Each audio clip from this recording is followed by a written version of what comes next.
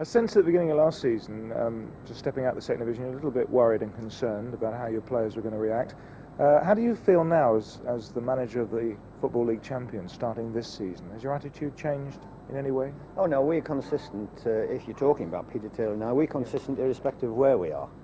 Whether we're top of the league, bottom of the league. We play the game as we think it should be played. We talk to our players exactly the same. We demand certain standards, as you know, over the years. We've got to know you. And we play our football openly, clean, quick, and we get on with it. Brian, what's left for you? For me personally, we'll have that next season as well, all being well.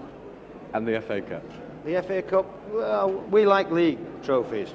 And what about the draw against Liverpool? What do you think about that? Not bad at all. You know, I think whoever wins it has got a good chance of winning the European Cup. I think they're very, very competent and very, very good side. And I think they, whether they go through the next round, into the next round, or whether we do, we'll both do Europe proud. Well, you've taken Liverpool's place now as England's representatives, the place they've had for the last 2 years. How far do you think your own side can go in the European Cup? I think we'll go reasonably well, John. We don't know, you see. We're babes in the wood regarding European football. What we do know is we've beaten Liverpool. That's all we can do. We've knocked them out. We don't know who we're going to draw. We don't like talking, you know, hypothetically. I personally don't talk about things that, you know, are not there yet. We're not going to anticipate. We're going home tonight. We're going to go to bed, have a couple of beers, perhaps, on the couch, and we're going to get ready for Aston Villa on Saturday. And I'm not kidding. That's as far as it goes. You know, when you're on the fringe of great things, as we were this season, and League Cups were about to be won, and League Champions were about to be won, there are reasons for this, apart from talented sides and good management. And as I've said, everything's got to be brought out. Now, there's no point in hiding things. If somebody's not bloody doing it, he's got to be told. And none of us are good at receiving and taking criticism. But does he have to be told in front of the rest? Well, we think so, yes. He plays in front of the rest. We don't think there's anything to be gained by hiding in my office, him and I. Yeah, I'm a great believer in bringing it out in the open. We bring out praise out in the open and that type of thing, so let's have the criticism out in the open also. We don't try and contain anybody, apart from you. You got a marvellous reception yourself when you came out from the Tottenham crowd, and you were looking and you were bowing at them, and people regard you something of a messiah. Are you unique in management, do you think, yourself? Brian, I worked with you now for many, many years. You know me inside out. I'm me. Certainly not unique, and certainly not different. Just me. Congratulations. 1 defeat in 58 games. Tremendous record. Thanks very much, John. Not browbeaten is a stronger word than that I would like to use. Castrated, actually, by the local press about people who couldn't get cup final tickets. And we know for a fact we sold 34,000. And people were criticising us about distribution and all sorts. And yet for our league games we can't top 30. And as you point out, we have 10,000 tickets left for a semi of a European Cup. It's a staggering fact, and it would never happen anywhere else in the country. And I mean anywhere else in the country apart from Nottingham.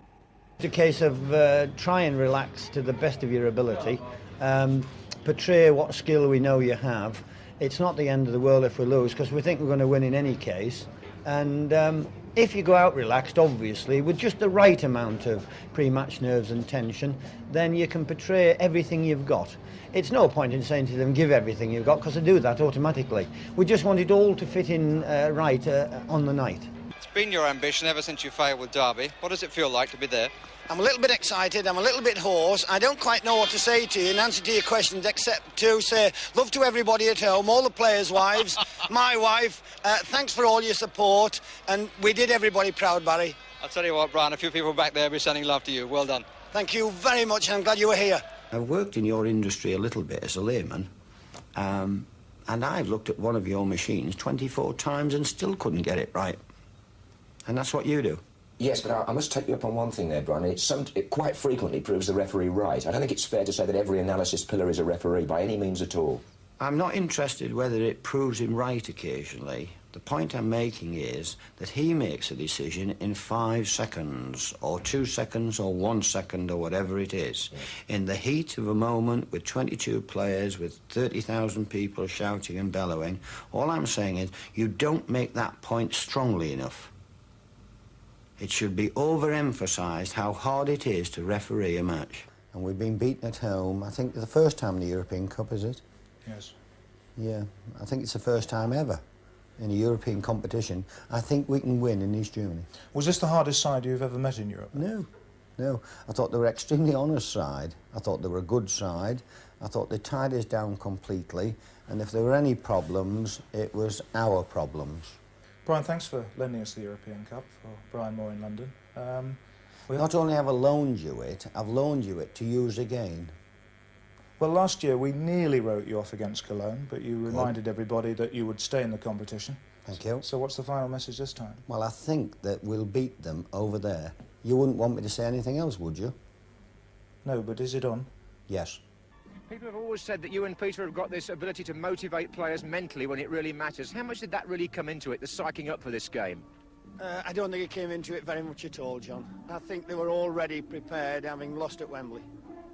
What do you think this result will do now for the club? Because people were saying if you went out of the European Cup, Forest would be at the crossroads and everything, but now it's all optimism again, presumably. Well, only silly people were saying we were at the crossroads if we went out of the European Cup. We prefer to think we were going to keep in, which we said so before the match. Not many of us said it, John, as we spoke about earlier on. But we're in it, we've done well. We're glad that you were here to cover it. Come for the semi-final. Footballers are human beings, unlike television interviewers. And they're subject to pressures and off-the-field activities, and we come a little bit blasé, and sometimes they're misdirected, and they forget what makes them what they are. And that's playing 90 minutes on a Saturday or a Wednesday or a Tuesday, whatever it is. And I feel that Nottingham Forest football players in the last 2 months have just lost the direction. You said you were forced to defend last night, but I wonder, did you send the team out initially with any tactics in mind against Hamburg? I'd like to say so. I'd like to say it went absolutely according to plan. But we didn't anticipate the Germans playing as well as they did and having as much ball as they did. Would you in fact have liked to have won both finals, last year against Malmo and of course this year against Hamburg, by a bit larger margin, a bit more stylishly perhaps? I would have done from the tension angle. I'd like to be sitting on a bench sometime in the European Cup final, 3-0 up, where we can knock it around and we can sit and really enjoy the last 20 minutes. But things don't work like that. And I'll be quite content in the next 10 years to wait till the 90th minute, extra time, or like Arsenal for penalties, and we'll win on penalties. We've had a good season by most people's standards, but by ours it's been a little bit topsy-turvy. To get to cup finals and semi-finals and keep in the top 6 in the First Division would be reasonable for most First Division clubs. But we set our own standards, we live by them, and it has been a topsy-turvy season. But what we want to do is qualify for Europe through the league. In fact, your birthday week encapsulates that topsy-turvy season, really, doesn't it?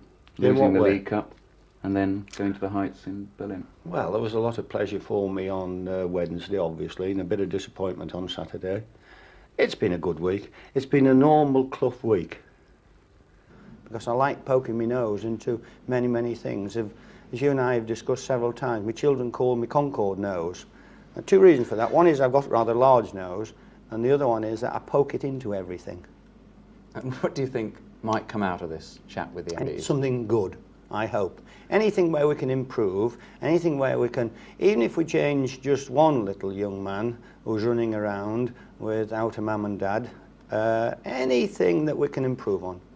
If I can just change one little fan and get a message across to him that you can't win them all, because I know that more than anybody. I play football 3 times a week and have done for years, and I know it's only a game. And I want that game retained. And I want my children to bring their children to watch it. And I don't want any hooligans doing me out of that privilege. I don't do very many things well apart from football. And I'm not as loudmouthed as you mentioned. You said some people. Some people said that. The balmy. They are balmy. The balmy. You don't see yourself as I just give opinions, and it makes the world go round. And if we all sit on bloody fences, we're all out of work. Do you give opinions deliberately? To stir people? Oh, no. No, I've never been accused of that, I don't think. I'm not aware of that. When somebody asks me a question, I just happen to give an answer. Now, whether it's right, wrong, or indifferent, at least it's my answer and my opinion. Good players. We get 2 or 3 wanting to go. Young Gary Birtles has gone to Manchester United in the last 2 months. He's not scored yet. I think he'll score tonight. I hope he does. But I won't be unhappy if he doesn't. Because he shouldn't have left us. But what kind of... I know the qualities that you try to attain yourself, in yourself. What kind of qualities do you look for, then, in a player? Total dedication, accepting it's not an easy game. We do get high rewards, you know, in my industry. And you've got to pay the penalty on occasions.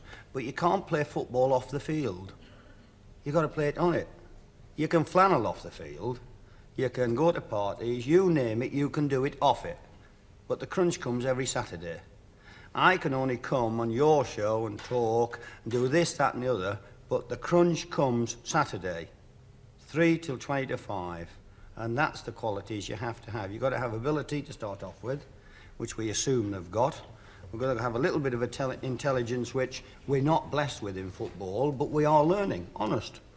You've got to have a little bit of dedication and a little bit of niceness, a big heart. You've got to have a big heart to be a human being.